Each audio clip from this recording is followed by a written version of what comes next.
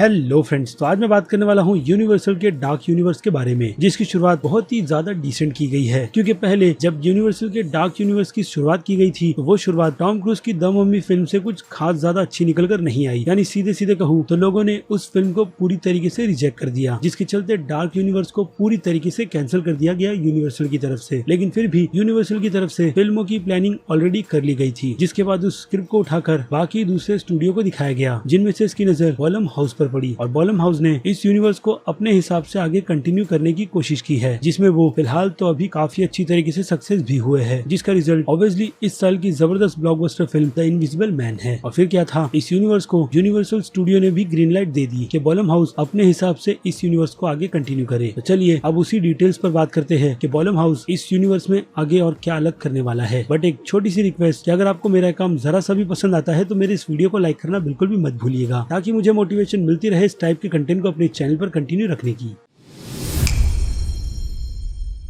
So friends, इसके पहले बॉलम house की तरफ से 2 फिल्मों की अनाउंसमेंट की गई है, जिनमें से एक फिल्म है इस यूनिवर्स की ड्रैकुला, जो कि क्लासिक फिल्मों पर ज्यादा फोकस कर बनाई जाएगी, जिसे डायरेक्ट करने की जिम्मेदारी कैरिन कुसुनामी को दी गई है। और इस पर पूरी डिटेल आपको मेरे चैनल पर मिल जाएगी। बट देखा जाए तो ड्रैकुला के रोल के लिए अभी तक किसी भी एक्टर की कंफर्मेशन नहीं की गई है, बट फैंस और खुद सेबेस्टियन स्टेन ड्रैकुला के इस रोल को करना चाहते हैं, जो शायद उनके लिए फिलहाल तो पॉसिबल है। लेकिन जो दूसरी अपडेट निकल कर आई थी इस डार्क यूनिवर्स से रिलेटेड, वो थी फ्रैंकेनस्टाइन की, जिस प्रोजेक्ट में इन्वॉल्व और कोई नहीं बल्कि जेम्स वॉन खुद है। और उनकी एंट्री जब ऐसे किसी प्रोजेक्ट में हो रही है तो डेफिनेटली इस प्रोजेक्ट में सच में बहुत ज्यादा दम होगा। और जी हाँ, फ्रैंकेनस्टाइन से भी रिलेटेड आपको मेरे चैनल पर अपडेट मिल जाएगी कि फिल्म की स्टोरी प्लॉट किस टाइम पीरियड की होगी और कहानी में हमें क्या अलग दिखाया जाएगा फ्रैंकेनस्टाइन को लेकर। तो उस वीडियो की लिंक आपको ऊपर दिए गए आई बटन पर मिल जाएगी और इस वीडियो के एंड में भी। तो चलिए अब आते हैं लेटेस्ट अपडेट पर, जो अपडेट सीधे सीधे इनविजिबल मैन 2 फिल्म से जुड़ा हुआ है, जिसकी कंफर्मेशन और किसी ने नहीं बल्कि खुद जेसन ब्लम ने की है कि उन्होंने प्लानिंग इस फिल्म की ट्रिलॉजी की कर रखी है, जिसकी स्टोरी का कनेक्शन शायद एक दूसरे से ना हो। जी हाँ, आपने बिल्कुल सही सुना। और फिलहाल तो जेसन के अकॉर्डिंग ही उन्होंने इस डार्क यूनिवर्स की बाकी फिल्मों की प्लानिंग की है, यानी कोई भी फिल्मों का एक दूसरे से बिल्कुल भी कनेक्शन नहीं होगा, जैसे कि एक यूनिवर्स की तरह, जैसा यूनिवर्स हमने MCU और DCEU की फिल्मों में देखा है। बट हाँ, हो सकता है कि हमें ईस्टर एग डेफिनेटली इन फिल्मों में मिलते रहे एक दूसरे के कैरेक्टर से रिलेटेड। और मेरे हिसाब से तो यही आइडिया बहुत ज्यादा बेस्ट है कि इन फिल्मों को एक दूसरे से कनेक्ट नहीं किया जा रहा है, क्योंकि अगर ऐसा होगा तो उससे प्रॉब्लम भी क्रिएट होती है, क्योंकि हर एक मॉन्स्टर अपनी जर्नी को काफी ज्यादा लंबा लेकर जा सकता है। और अगर उनका कनेक्शन किया गया एक दूसरे को एक ही यूनिवर्स में रखकर, तो वो चीजें थोड़ी अच्छी तरीके से लोगों के सामने निकल कर नहीं आएगी, जिसका रिजल्ट आपको क्लासिक यूनिवर्सल की फिल्मों में मिल जाएगा इन सभी क्रिएचर्स को लेकर, जिन पर पहले भी 50s से लेकर 60s तक ऐसी क्रॉसओवर की फिल्में बनाई गई थी, जिसे ज्यादा लोगों ने पसंद नहीं किया था, क्योंकि लोग, जैसे कि मैंने कहा, उस टाइम पर भी इन क्रिएचर्स को इन्हीं के यूनिवर्स में देखना ज्यादा पसंद करते थे। और अब उसी राह पर इन सभी फिल्मों को बनाया जा रहा है। और हाँ, उसी के साथ साथ कंफर्मेशन ये भी की गई है कि इनविजिबल मैन फिल्म के बाकी प्रोजेक्ट पर काम लिगेट वैन हेल नील ही कर रहे हैं। बट ये कंफर्म नहीं किया गया है कि उन्हें ही इस फिल्म के बाकी सीक्वल को डायरेक्ट करने दिया जाएगा भी या नहीं, क्योंकि इस फिल्म के अलावा उनके अंडर एक और सबसे बड़ा प्रोजेक्ट भी आता है, जिसका नाम है एस्केप फ्रॉम न्यूयॉर्क, जो कि एक रीमेक फिल्म है। और यही नहीं, आपको याद होगा कि उन्होंने साल 2018 में एक जबरदस्त thriller film thriller action film upgrade भी बनाई थी, जिसकी टीवी सीरीज पर वो काम कर रहे हैं। जी हाँ, उसकी टीवी सीरीज जो फिल्म के यूनिवर्स से कनेक्ट बिल्कुल भी नहीं रहेगी, बल्कि एक अलग ही स्टोरी हमें दिखाएगी। बट अच्छी बात है कि अपग्रेड के भी यूनिवर्स को आगे टीवी सीरीज के तौर पर बढ़ाया जा रहा है, जिसे देखने में सच में बहुत ज्यादा मजा आएगा, क्योंकि फिल्म में एक्शन सच में बहुत ज्यादा डिसेंट थे। और वैसा ही कुछ हो सकता है कि इसकी सीरीज में भी हमें देखने मिले। यानी देखा जाए तो इस डार्क यूनिवर्स में टोटल 3 फिल्मों की कंफर्मेशन हो गई है, जिनमें से एक फ्रैंकेनस्टाइन है, दूसरी ड्रैकुला और तीसरी इनविजिबल मैन 2 फिल्म। लेकिन यही नहीं, जेसन ब्लम ने एक और फिल्म की कंफर्मेशन कर दी है, वो भी फिल्म के लीड स्टार कास्ट के साथ, जो कि और कोई नहीं बल्कि रेयान गॉसलिन है। जी हाँ, रेयान गॉसलिन, जिन्हें डार्क यूनिवर्स के इस यूनिवर्स में जिस कैरेक्टर का रोल दिया गया है, वो रोल है वेयरवुल्फ का। जी हाँ, वेयरवुल्फ, जो कि पुरानी वाली वेयरवुल्फ फिल्म से बिल्कुल भी कनेक्टेड नहीं है, क्योंकि इसे भी यूनिवर्सल और बॉलम हाउस पूरी तरीके से रिबूट कर बना रहा है, वो भी कम बजट में, क्योंकि बॉलम हाउस की यही स्पेशलिटी है, वो कम बजट में अच्छी से अच्छी फिल्में बनाने की कोशिश करता है, जिसमें फिलहाल तो बॉलम हाउस अच्छी तरीके से सक्सेस की राह पर ही चल रहा है। और यही नहीं, अगर आप आपको ये नहीं पता कि इस वुल्फमैन फिल्म की कहानी हमें क्या अलग दिखाने वाली है वुल्फमैन के यूनिवर्स में, तो उसकी भी कुछ डिटेल निकल कर आई है। जैसे कि इस फिल्म की कहानी का फोकस रियान गॉसलिंग के कैरेक्टर पर होगा, जो कि पेशे से एक न्यूज रिपोर्टर है,